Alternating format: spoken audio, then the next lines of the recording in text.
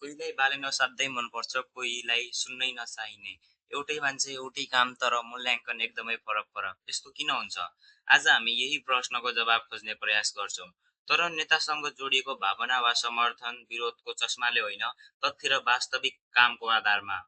अघि बढ्नुभन्दा पहिले एउटा साधारण प्रश्न सोचौं। कुनै काम राम्रो हो कि नराम्रो भनेर हामी कसरी छुट्याउँछौँ? उदाहरणका लागि, एउटा शिक्षकले नक्कल गर्ने विद्यार्थीलाई फेल गराइदिन्छन्।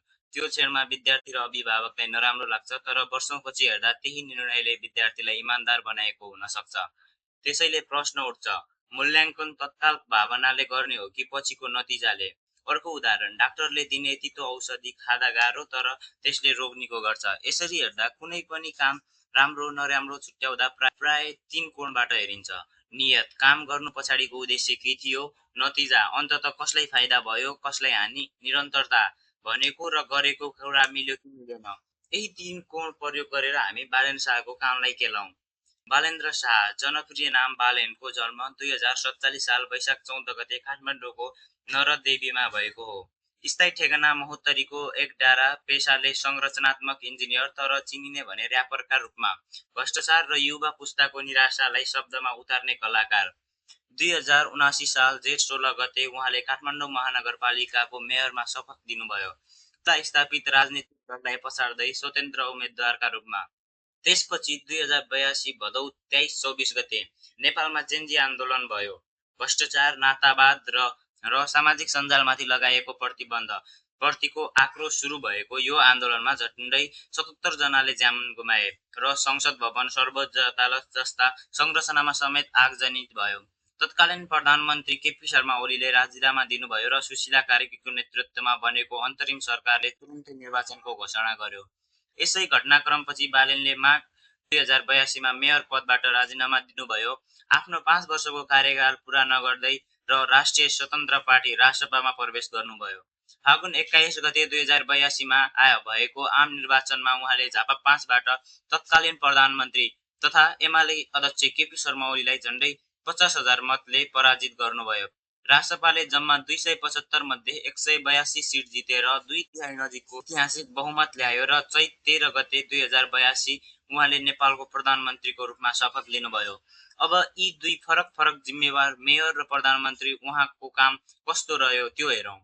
मेयरका रूपमा राम्रो भनिएका कामहरू: नदी किनारा तथा सरकारी जग्गा फिर्ता। करिब 30 वर्षदेखि राजनीतिक दलकै संरक्षणमा अव्यवस्थित रूपमा बसेका अतिक्रमणकारी बस्ती विरुद्ध कारबाही गरियो। फुटपाथ र पार्किङ व्यवस्थापन। अव्यवस्थित फुटपाथ व्यवसाय हटाई पार्किङ प्रणाली मिलाइयो, जसले सहरको स्वरूप नै देखिने ठूलो परिवर्तन ल्यायो। ट्राफिक तथा नागरिक सेवा। डीआईजी मीरा चौधरीसँग मिलेर नो हर्न अभियान सञ्चालनमा ल्याइयो। साथै सार्वजनिक शौचालय व्यवस्थापन, नागरिक सहायताका लागि कल सेन्टर र एम्बुलेन्स पूर्वाधार जस्ता थप सेवा ल्याइयो। सौन्दर्यकरण। शहरका 90% भन्दा बढी सडक पेटीमा रङ्गीन ब्लक लगाइयो र प्रमुख सडकमा मौलिक शैलीका यात्रु प्रतीक्षालयहरू बनाइयो। सम्पदा र नामाकरण। महानगरले काठमाडौँका ठाउँहरूको मौलिक ऐतिहासिक नाम खोजी गर्न काम थाल्यो। हालसम्म 10 वडामा सकिएको र थप 8 वडामा जारी रहेको बताइएको छ। फोहोर मैला व्यवस्थापन। दीर्घकालीन समस्या पूर्ण समाधान त भएन, तर मेयर शाहको नेतृत्वमा तत्कालीन सङ्कट व्यवस्थापन गरी दीर्घकालीन योजनामा काम अघि बढाइयो। भ्रष्टाचार विरुद्ध छवि। स्थापित राजनीतिक शक्ति केन्द्र विरुद्ध उभिने नेताका रूपमा चिनिनु भयो, जसले ठूलो संख्यामा युवालाई राजनीतितर्फ तान्यो। सांस्कृतिक अभियन्ता तथा पूर्व सांसद मल्लका अनुसार अवैध निर्माण विरुद्ध कारबाही र सडक चौडा पार्ने काम बालेनको प्रमुख उपलब्धि थियो। मेयरका रूपमा नराम्रा भनिएका कामहरू। आलोचना पनि उत्तिकै तीव्र थिए। विवादास्पद घर भत्काउने काम। घर भत्काउने र बासिन्दा हटाउने केही कारबाही विवादमा परे धेरै जसो बसोबास र जीविकोपार्जनमा प्रत्यक्ष असर पार्यो। कार्यकाल अधुरो छाड्नु। मतदाताले 5 वर्षका लागि जिताएको भए पनि 3 वर्ष 6 महिनामै पद छोडेर निर्वाचनमा होमिनु। मल्ल क सुन्दरका अनुसार यो मतदाताको विश्वास भङ्ग हो। असंयमित सार्वजनिक व्यवहार।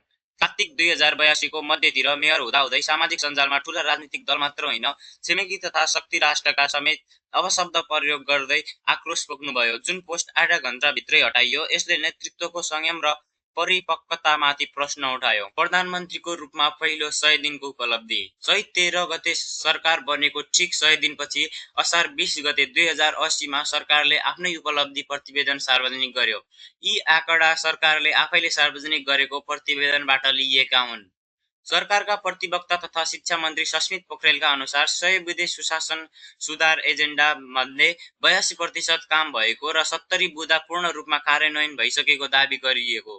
मुख्य दावीहरू: सम्पत्ति छानबिन आयोग। विगत झण्डै 20 वर्षदेखि करिब 2063 सालदेखि हालसम्म पदमा रहेका पदाधिकारीको अवैध सम्पत्ति छानबिन गर्ने आयोग बनाइयो, जसले 11,000 भन्दा बढी सम्पत्ति विवरण तथा उजुरी सङ्कलन गरिसकेको छ।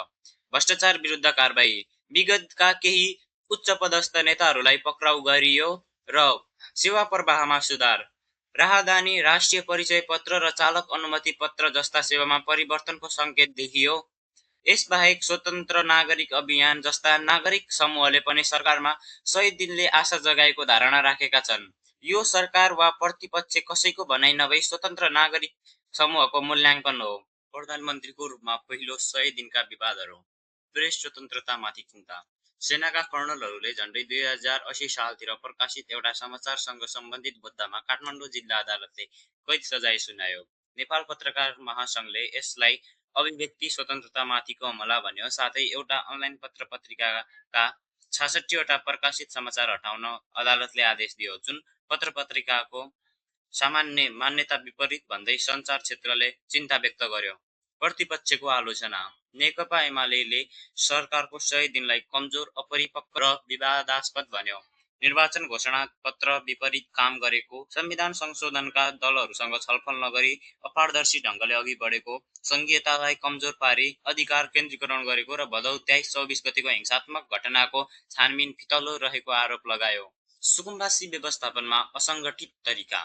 नदी किनारा लगायत सुकुम्बासी बस्ती हटाउँदा वास्तविक सुकुम्बासी पहिचान नगरी र सरोकारवालासँग पर्याप्त संवाद नगरी बलपूर्वक कारबाही गरिएको आलोचना भयो।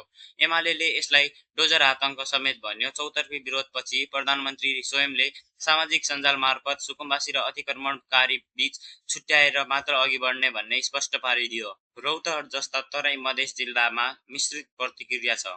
कृषि उपजको 25 दिनभित्र भुक्तानी र शीत भण्डार निर्माण जस्ता घोषणा भए पनि जमिनी स्तरमा ठोस परिवर्तन नदिएको स्थानीयको गुनासो छ।